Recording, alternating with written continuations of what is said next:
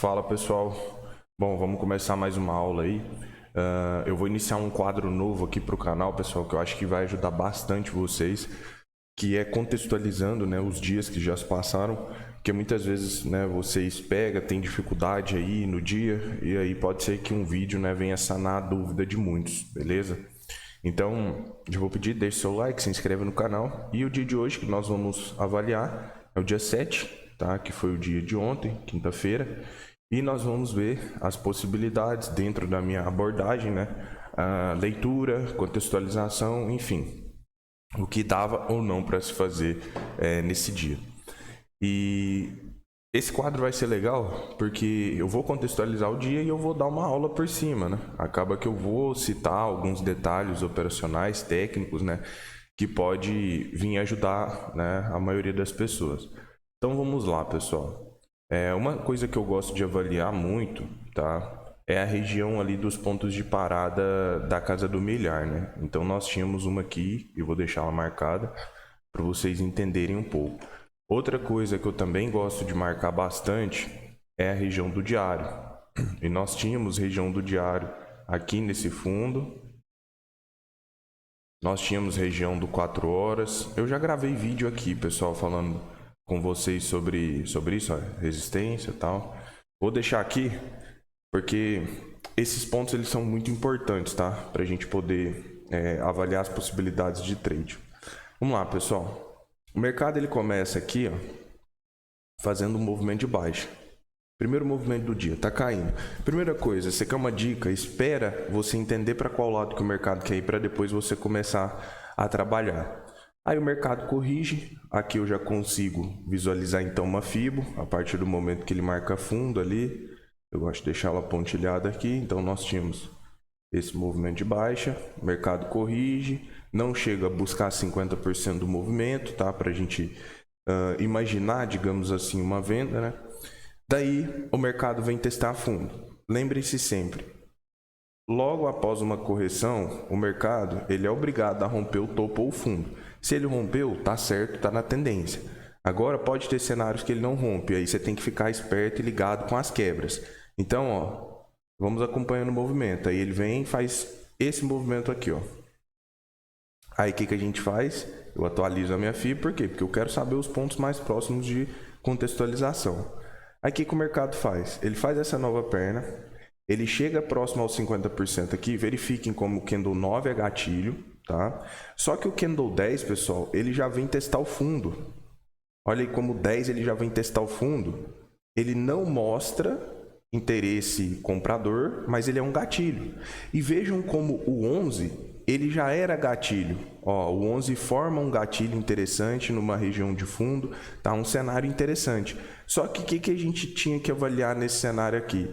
Logo acima aqui, pessoal, nós tínhamos os 50% do dia, que é um ponto de parada. Se a pessoa está cogitando um trade nessa região com stop técnico aqui, ó, 270 pontos, logo acima, ó, 180, 190 pontos, tem um ponto de parada. É o tipo de trade que não compensa o risco-retorno. O mercado ele pode bater nessa região aqui e afundar. Aqui nós tínhamos uma possibilidade de quebra. O mercado poderia fazer isso aqui, porque ele estava rejeitando o fundo. Ó. Aí ele corrige, aí ele vem, retesta fundo, segura de novo. Ele poderia tentar fazer esse movimento. Só que pode ver, ó, que o 12 ele rompe, entra a pressão vendedora, porque a expectativa do mercado ainda era baixista, porque ainda nós tínhamos os 50% do dia como ponte pullback, ele poderia bater lá, né, e voltar a cair. Nessa circunstância aqui, eu estava na sala ao vivo, né, conversando com o pessoal, e eu até comentei que não seria tão interessante um trade como esse por falta de alvo, né, e foi o que aconteceu. E outro ponto de parada aqui também que nós tínhamos, né, sem poder esquecer, é o fundo prévio. Tá aqui, ó, mínima do candle 3, não é um fundo isso aqui? E aí é ponto de resistência também. Então era o fundo anterior mais os 50%. E aí que vocês muitas vezes pecam e erram. Porque vocês só avaliam o sinal. Ah, ele tá... muitos falam, ele tá fazendo um fundo duplo, um topo duplo. Só que vocês não avaliam se tem espaço para o mercado andar ou não. Aí olha para vocês ver logo depois o que acontece. O mercado ele rompe o fundo prévio, ó, o 13, o 14, ó. Rompe esse fundo aqui, e aí nós poderíamos até marcar uma FIBO aqui. Aí eu quero que vocês reparem como nesse momento aqui estava chato e complexo de operar o mercado. Então nós temos fundo a partir desse momento aqui no 12, 13 e 14. Daí o mercado faz um pullback em cima dessa região aqui do bola, que a gente chama, né, próximo de uma região de resistência, e ele começa a mostrar rejeição. Candle 15, uma rejeição feia, e Candle 16, uma rejeição interessante. Só que aqui, pessoal, nós estamos em um cenário que o mercado ele tanto pode estar quebrando uma estrutura, quanto ele pode estar fazendo um pullback a favor da tendência, porque eu tenho resistência aqui, mas eu tenho um fundo prévio aqui que ele pode quebrar. Aí você pode falar, sim, eu prefiro ir a favor da tendência, eu também prefiro, mas nós não sabemos quando o preço pode quebrar uma estrutura. E aqui nós estávamos falando de um stop de 314 pontos. Perceba que o mercado praticamente nem deu uma vez o risco. E olha onde veio entrar pressão compradora. No fundo prévio. De novo, pessoal, dando a entender que o mercado quebraria a estrutura. Olha como ele rompe fundo, volta, ele começa a segurar aqui, ó, acima do fundo prévio. Só que se você vai pensar numa compra, por exemplo, nesse cenário aqui, vou até deixar a FIBO de lado. Como que você conseguiria, por exemplo, fazer uma compra sabendo que você está cheio de resistência aqui por cima? A mesma coisa é a venda. Até teve muitos alunos que falou que achou complexo o mercado nesse cenário, e realmente foi, porque ele estava caindo, mas os movimentos estavam bem devagar, ele rompia fundo, devolvia, então fica muito complexo mesmo para poder operar. Então, ó, 2 vezes ele tentando quebrar uma estrutura, batendo em ponto de parada e devolvendo. Aqui ele buscou o fundo anterior, devolveu. Aqui ele buscou o bolo, devolveu. E o trade a favor da tendência, que seria esse pullback aqui, ó, pode ver que o mercado ele chega a dar aqui 300... Deixa eu ver aqui. Ó, nesse primeiro momento aqui na ruptura, ó, ele chegou a dar 200 e pouco, aí depois ele devolveu tudo, quase estopa, depois ele desce de novo para dar uma vez o risco. Então, assim, trade complexo, né? Tanto é que eu não peguei nenhum desses, tá? Eu fiquei só observando. Daí, pessoal, depois o mercado ele ficou meio acumulado aqui, aí a gente não pode esquecer da nossa FIBO, né? Ele rompe o fundo aqui do 18, 22, 23 confirma, então nós tínhamos fundo aqui, e vejam o que o mercado faz, pessoal. Olha o pullback, aonde o mercado testa. Outra coisa que, assim, pessoal, cada um tem uma forma de ler o gráfico, né, de utilizar as ferramentas. A minha forma de marcar a FIBO é diferente de muitas pessoas, tá? Porque eu vejo pessoas, por exemplo, renovando o FIBO aqui, ó, marcando a FIBO aqui, ó, nesse ponto.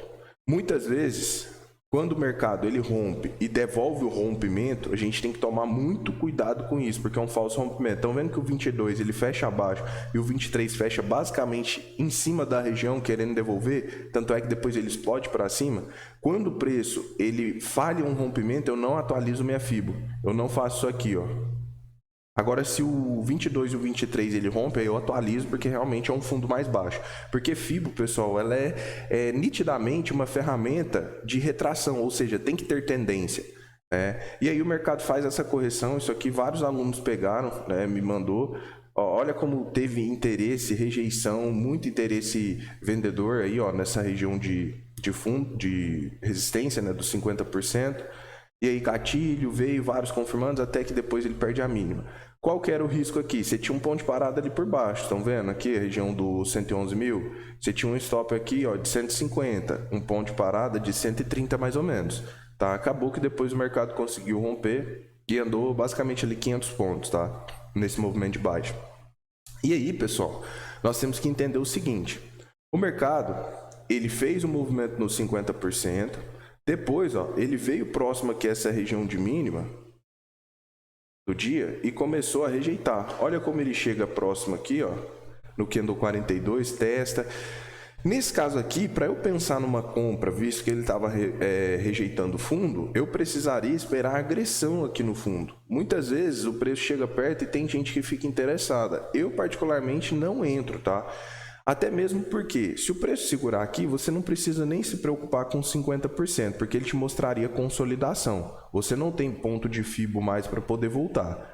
Eu sempre vou voltando o FIBO até chegar na máxima do dia ou na mínima, porque a partir do momento que você chegou na máxima ou na mínima do dia, já era, não tem para onde mais voltar a FIBO. Então, se o preço retestar um fundo ou um topo, ele pode consolidar. E foi basicamente o que aconteceu aqui nessa região. A partir desse teste aqui nessa região de fundo, a gente tem que tomar cuidado. Muita gente, às vezes, pode considerar a mínima só aqui, ó.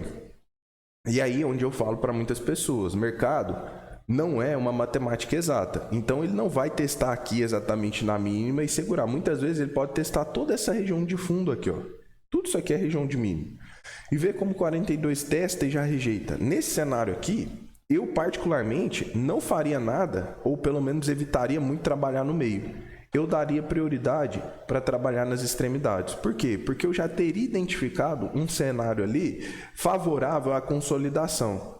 Cenário favorável à consolidação, que é uma dica, opera extremos. Porque você vai reduzir o seu stop e conseguir aumentar a sua expectativa de alvo. E pode ver que o preço ficou muito tempo aqui travado.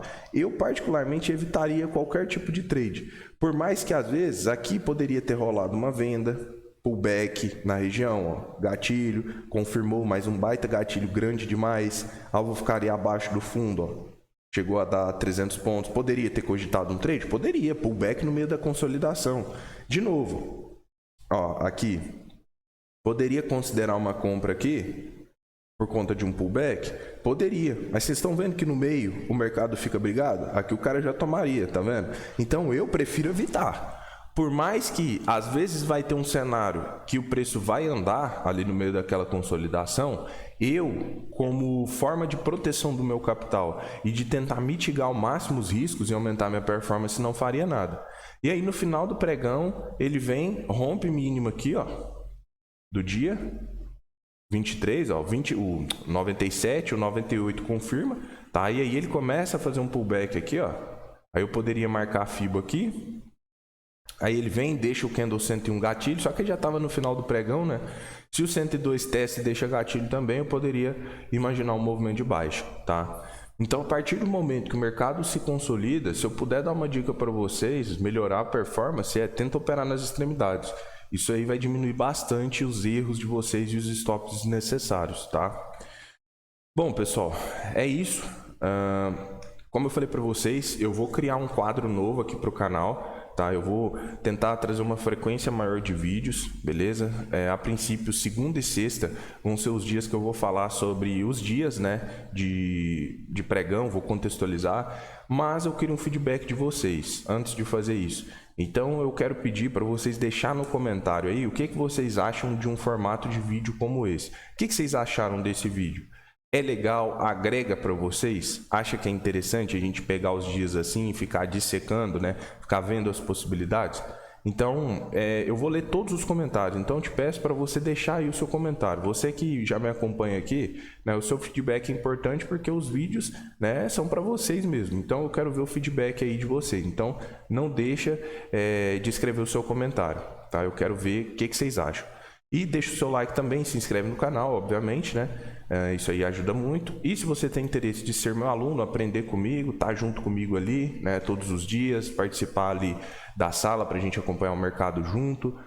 Tem o link na descrição, é só me chamar, tá? Que a gente conversa e você entra aí para o meu time. Beleza, pessoal? Um abraço a todos, valeu!